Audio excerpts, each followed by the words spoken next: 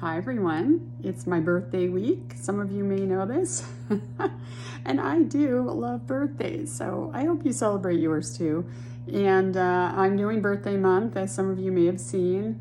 And that means that what I'm really looking to do every day is fill my week with some different things that I just love doing. And I blocked off a lot of space months ago. I blocked off space, worked my schedule with clients and work around it. And so this time was here for me. So this week I'm talking about magical thinking, which can be a bit like making things up at times. And for instance, if I thought I was going to have this week that I wanted, and a few months ago I hadn't blocked the time off but just thought it would work out, that would be kind of magical thinking on my part, because it isn't just usually going to work out. Not something like that where we're so busy.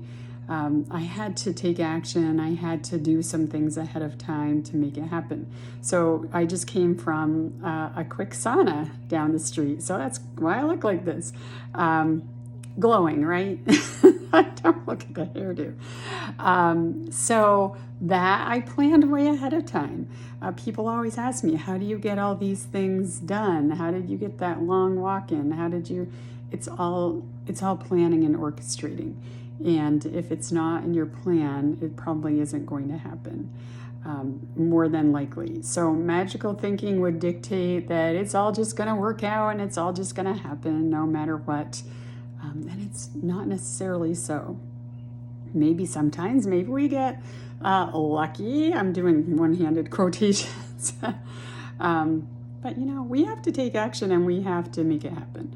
And hope that we co-create with whatever higher power you have, or whatever you believe the energy is out there, or maybe you don't believe in any energy.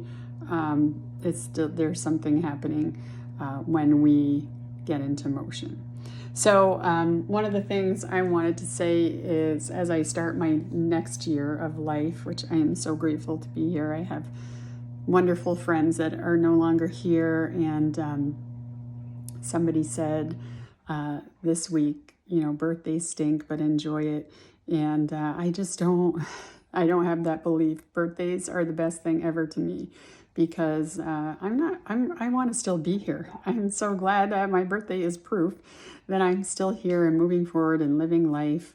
And I just am so grateful for a birthday. So I just wanted to share with you something that makes my whole year really great. I started this probably about 5 months ago. Is this book called Journey to the Heart. And it has a reading every day. And that's one of the foundations of my day. I don't always wake up feeling 100% positive. And sometimes I feel tired, like many of you I know. So there are certain things that I do to get myself going in the morning. And this is one of them, reading. More often than not, it's shocking to me that it's exactly what I needed to hear this day. So that's one of the things. When I wake up, I always meditate. And I use Insight Timer, and I choose something that speaks to me that day. Sometimes I want to hear words, and sometimes I just want to hear music and ease myself into the day. So it may take me a few minutes to make a choice first thing in the morning, but that's how I start. And then I always do some writing and pour my thoughts that are coming up out. I do find if I get out of bed, which I don't do until after I meditate, that moving around, even just to go to the bathroom and back before writing, is helpful. It moves things around. So if you wake up in the morning and you're not feeling 100% mentally like, yes, I'm ready to go into this day, make yourself just get up and walk around a little bit. So that's how I start. The other thing is, I want to say this week I'm reading Julia Alvarez, The Cemetery of Untold Stories. I'm just starting. She's one of my favorite authors. I got to meet her many years ago when she came to speak at Champlain College, and I've read all of her books, and she hadn't had a new one out in quite a while. So I'm going out to the Shizibo a little later, and I'm going to spend some time reading. Now, this is the last thing I want to say about this, and you can relate this back to magical thinking again, kind of the same thing I already said. But the way I am creating this birthday week, what I'm doing with the space, could easily slip past me if I didn't have a plan. So the first thing I did last week was I made a list of all the things I wanted to make sure would be in this week. My magical thinking is that I thought I could just do a whole bunch of these things on my birthday. There's not enough time. That's where I get stuck in my magical thinking, is thinking there's so much time. So the best thing that happened on my birthday is that Jojo, my son, who shares my birthday, and I went to Shelburne Farms, a place that we both hold near and dear, and we took a long walk. And we weren't in a hurry. We had no time that we had to be back. We took our time, we walked along, we stopped. He skipped rocks a couple of times, and I just sat and watched him, and never was there a time where we were like, okay, we gotta hurry up, which is something that gets said a lot in our lives. And we didn't, and it was the best thing ever. I didn't get to the Shizibo to read that day. I didn't get my toes done. These are the kinds of things I'm doing this week, things that don't usually get to happen. And just learning to be okay with that, and just being okay with what actually did happen, and not thinking about the things that didn't happen. The stance I'm trying to take is let them be sprinkled throughout the week, and then maybe by the end of the day on Friday or even Saturday, that's still birthday week, right? Yeah. The things on the list might have been done, and I'll know with peace and serenity in my heart that the important ones did.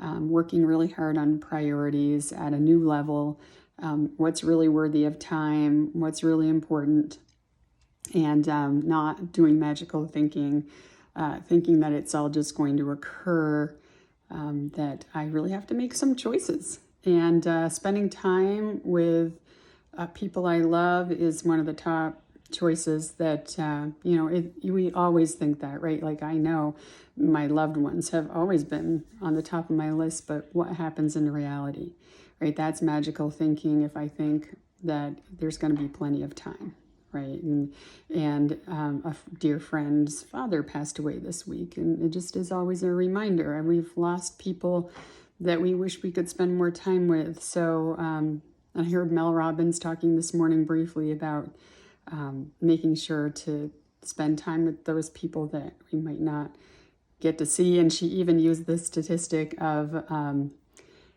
by the time your child, if you have kids, by the time they're 18, what was it? Oh, by the time they're 12, you've already used up 75% of the time you're going to spend with them in their whole life, in your whole life.